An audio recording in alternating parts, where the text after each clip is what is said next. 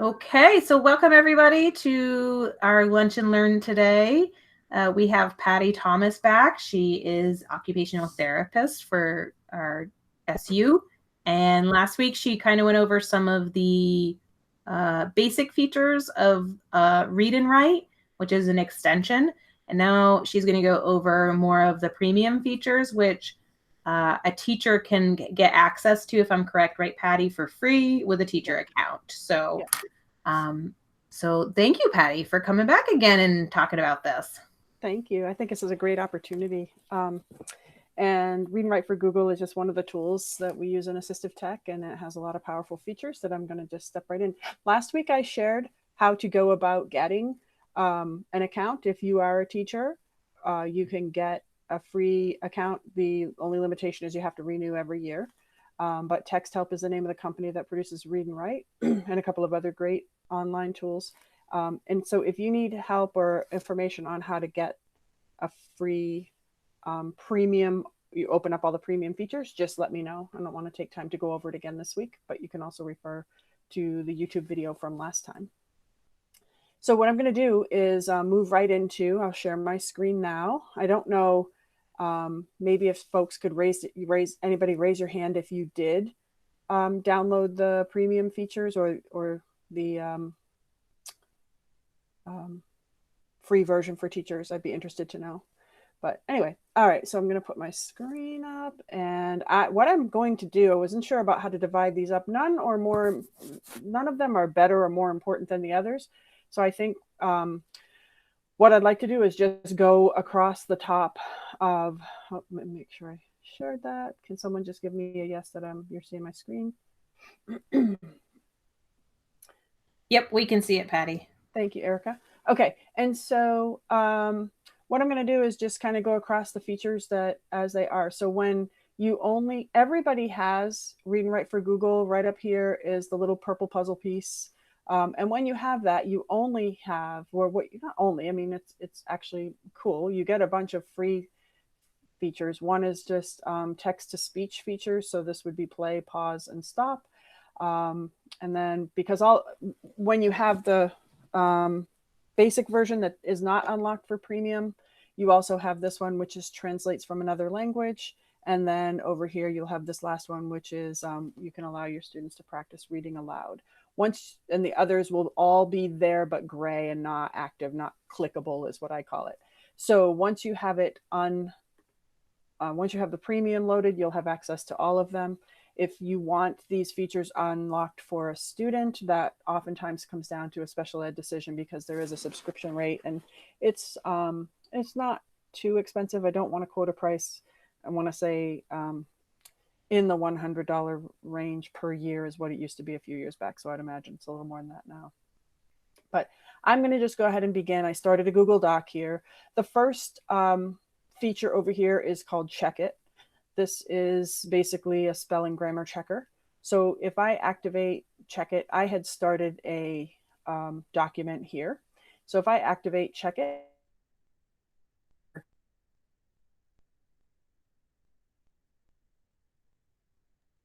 any different than you would have a spell check on, within a Google Doc or another text editing software. But Check It is a good one. So I'm not sure why. I must have accepted that time was okay, but I misspelled time on purpose in this document. So what happens is when I hit Check It, so it's off right now. When I hit this, the purple line will be underneath it. And then I click down here to check. And it had, before I had logged on, it had underlined. So I'm just going to misspell another word. Let's say in New York. All right. And now when I go to Check It, so whatever is purple, whatever is misspelled or there's a problem with would show up in purple. When you hover over, it will give you, and click on it, it will give you some options. So did I want to say New York? Or for that word, did I just want York or whatever? So I can choose, and the most logical is the easiest one to click, but then there's a list down here and you can click any of several options. So whatever I change it to, whatever I click on, it would change it to that. But I'm going to go ahead and select New York.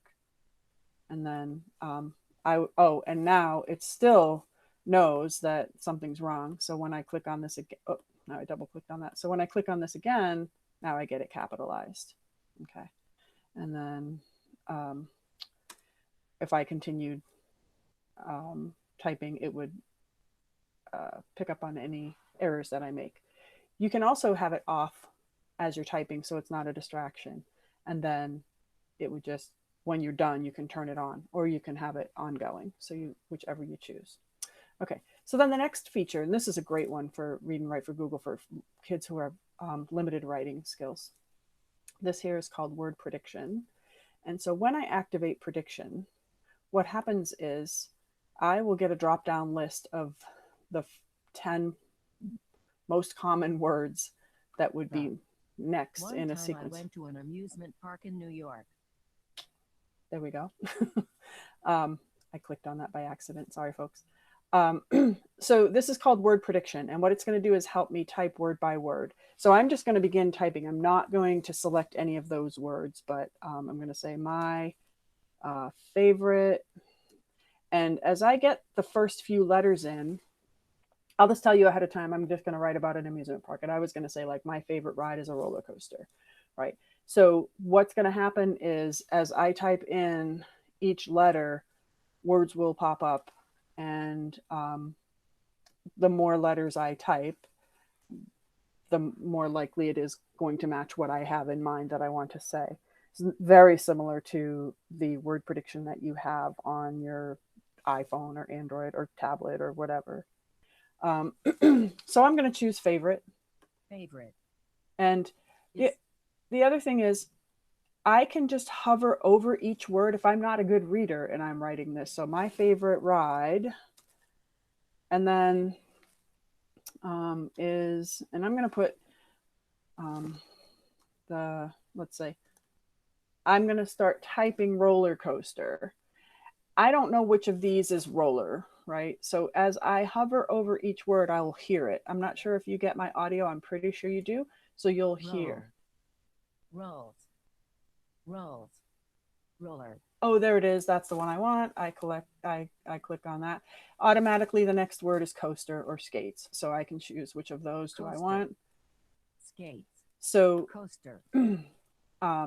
And then I'm going to shut this off because as I'm trying to teach, it's going to get really annoying.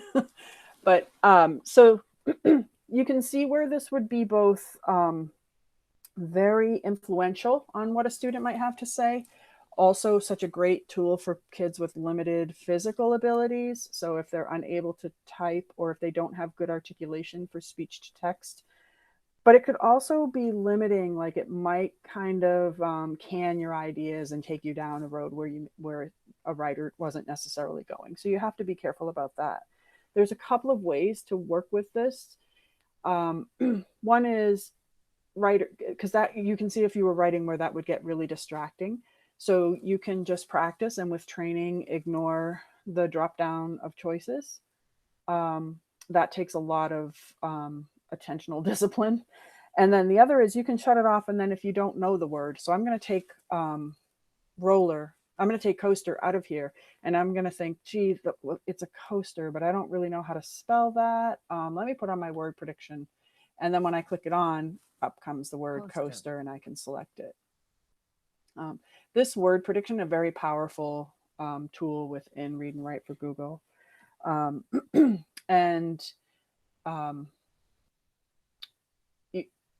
There within the set, there's another thing, like, so within the settings, you can decide how many words are going to be suggested at any given time, anywhere from 3 to 10. And also in the settings, I'm sorry. In the settings, you can choose how many words, 3 to 10. You can also toggle on and off as you're working within a document, whether or not you want this tool.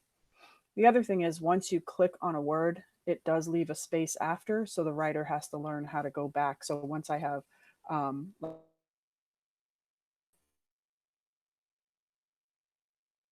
going to punctuate that, I need to know to click back and put in my punctuation. That would be picked up if I went back and did the check it feature towards the end. So that's word prediction. Last week I went over both the dictionary and the picture dictionary. These are screen readers. There is, where is it? That screenshot. It's not showing up here. There was another one called Hover Text, and I'm not sure why it's not showing up. But Hover Speech. So I'll just go to the next. I'm sorry, this one is a screenshot reader.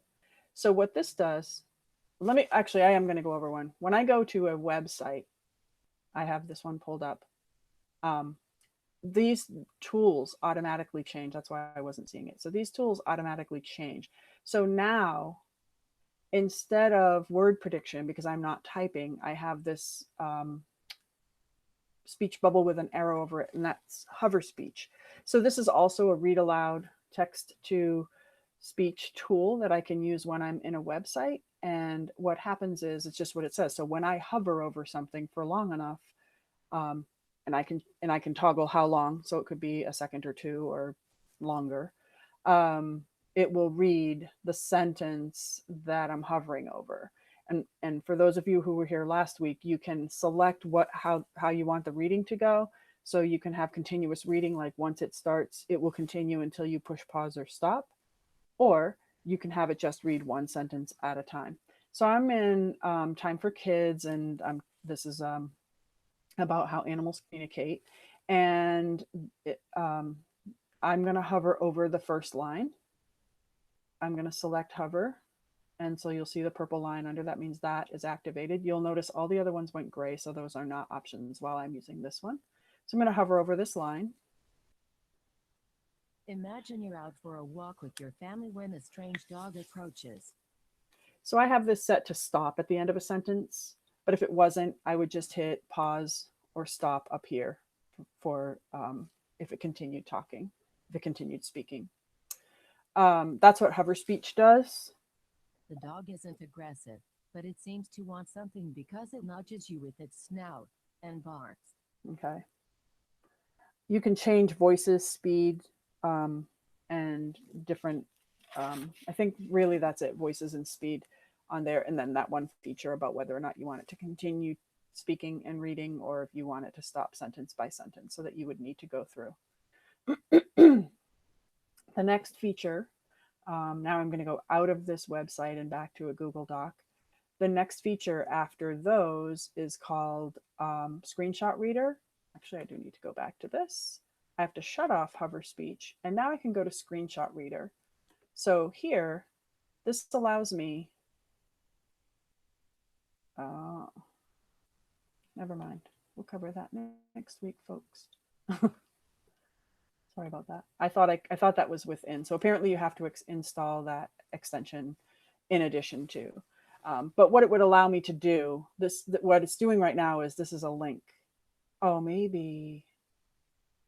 Yeah, this is a link for me to install. But basically what this allows me to do is take a shot of the screen and have it read just that part of the screen.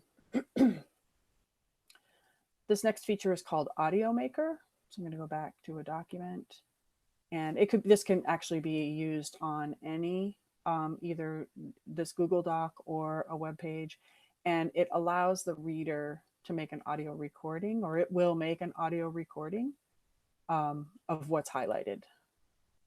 So it's doing that right now, and it allows me to save that file. So it would just be a soundbite that I could then use in, I guess I'll save it. It would be a soundbite that I could then either send to a teacher if I was going to go about the practice reading aloud in a different way. But there are other types of presentations and documents and such that you would create that you might want sound bites of what's being read. The next one is called Web Search. So I can highlight a word and then go to a web search of that word. And so when I click on amusement, I'll get first the dictionary. And this is just like if I were to type the word. It's a very quick shortcut of doing a Google search of the word amusement. And then chances are amusement parks are going to show up in my Google search. So it's a really quick way to just go right into a search. If I highlighted amusement park, I would get the same thing, only just a wider, a more refined search. So it would be amusement park. So I'm going to exit out of those. Next feature over. This is a really good one. Maybe, you know what I'm going to do? I'm going to go back to amusement park. I'm going to do a web search of amusement park. And then I'm going to use a feature. I'm going to select, well, I don't like the wiki. Let's go to Lake George Amusement Parks. What's over there? And as you recall, now that I'm in this website, if I would need to activate, I don't see my tool.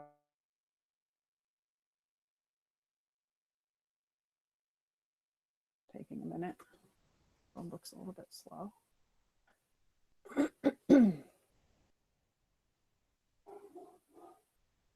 Pardon my dog. And this button over here will simplify the page. Before I do that, I'm just going to scroll through and show, like, this says water and amusement parks, and there's Six Flags and some articles.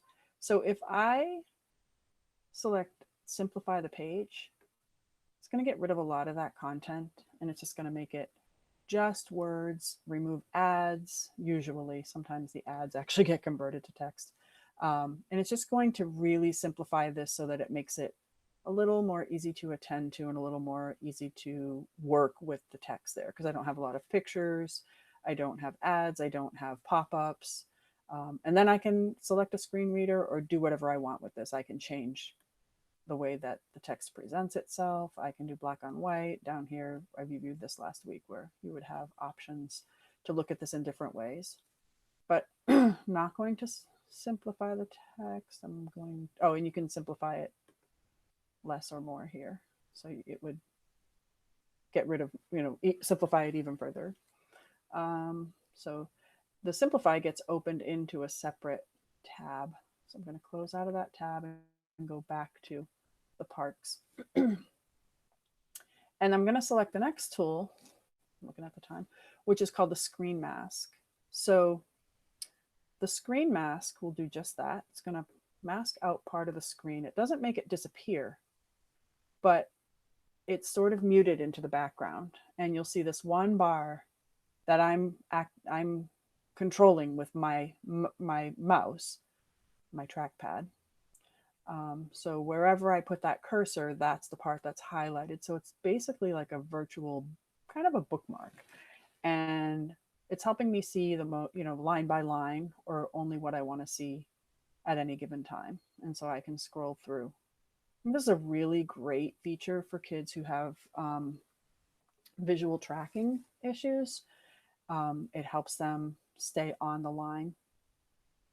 I believe you have control, but I haven't double checked this. I'm going to guess that right here is where I would have control over the size of that line and how much is masked and how much isn't. But I'm going to go out of that, cancel that. So that's called Screen Mask. It's a great feature in Read and Write for Google. Clicking on this, how do I get out of Screen Mask? Click on that again, and then it takes me back to the toolbar. The next feature is Talk and Type, and this is very similar. I'm going to go to a Google Doc to demonstrate this. This is very similar to Google Voice Typing that I demonstrated a couple of weeks ago. But if I click on Talk and Type, it's going to ask me. I'm going to shut that off for a minute. I thought it would have asked me if I wanted to use my mic, but apparently I've already given it permission to do so. So I'm going to go ahead and just type a little bit about Six Flags. When I went to Six Flags with my family, my sister wouldn't go on the roller coaster with me, so I had to ride with a stranger. That was really weird. So the accuracy of speech to type these days, speech to text these days is incredible. I think I went over a little bit about how speech to text, and this is true for most speech to text applications, is that they follow your voice in context. They don't go word by word. So roller, as you saw in prediction, the next logical word is coaster, and it relies on phrases and strings of words to be able to predict what is the next likely word coming. So we oftentimes, when we get frustrated, we like shout one word at a time, and then it only goes from bad to worse because the computer can't pick up any contextual clues about what it is we're actually trying to say. Trying to decide 5 minutes if I want to really squeeze in these last few tools. I think I will. All right. So it's not the last of all the tools, but it's, I think, the last that we'll talk about read and write, are these highlighters. So I can click on a word, amusement again, and then I can highlight it. And then let's see, maybe I'm going to say roller coaster. Whoops, I got too much. So, and I'll highlight that and then say sister. And I'm going to put that just for fun in another color. So I have those words highlighted. And what I can do with those highlighted words is I can highlight one word or a whole paragraph or a whole document. Then I can add it to a list. So those, if I click on this, will create a new document where I would have a list of vocabulary words, and it just pops up. And then what happens is I get the word, the definition, and then if there is a picture in the picture dictionary, it will also pop up. As you see, those are taking a little bit of time to do so, but I'm sure there would be pixims to match. And those are the words that I had chosen. And then this is a Google Doc that I can then edit. So amusement, maybe I only want that one top definition. So I'm going to take this one out. And then it is this automatically populated as blue, then white, then blue. So I would be able to change that if I wanted to. I can add any notes myself. So you can see if you're reading a document and you're not sure of the words, as a learner, you could highlight the words and then create a list of vocabulary, or you as a teacher could highlight words and create a list for your students and share that document with them. The other thing that's really interesting is without having anything highlighted, without having anything selected, if I click on what's highlighted in yellow, whoops, is that not going to work for me? No, it's not going to work for me. I am going to change this because it's bugging me. I can also just erase all of the highlighted words, but I have to select the text and then clear my highlights. But very quickly, I'm going to just do one more thing. I'm going to highlight them again. So I'll just do these two and coaster. And then when I select collect the highlights, this will give me a different kind of document. I can collect only the yellow, only the blue, whatever. I'm going to do all of them. And then I can sort them by where they are. I can put them in order, or I can do it by color. And then when I click OK, it will collect them and put them on a page for me. So it collects another list without definitions and pictures and such.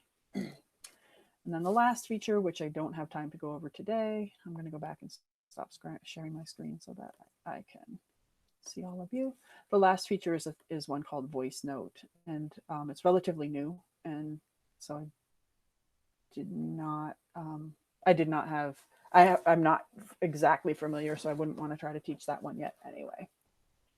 So I don't know if folks have any questions. I'm wondering if people did have an opportunity to download the teacher version and get the premium features, and if you've had any luck, if anybody wants to get together and talk about those, or have any questions or share ideas about how you use them, I'd welcome that. So I'll open it up to all of you.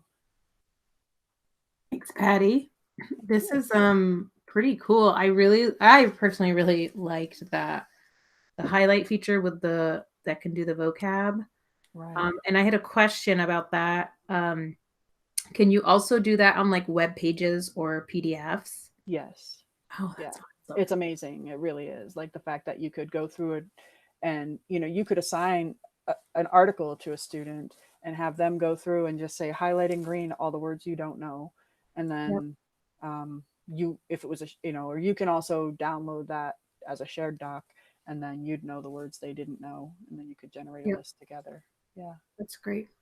Yeah. I'm going to go in the chat. So Lisa Madison, she had a couple comments. She said Audio Maker could be a great tool for self-revising / editing. Very true.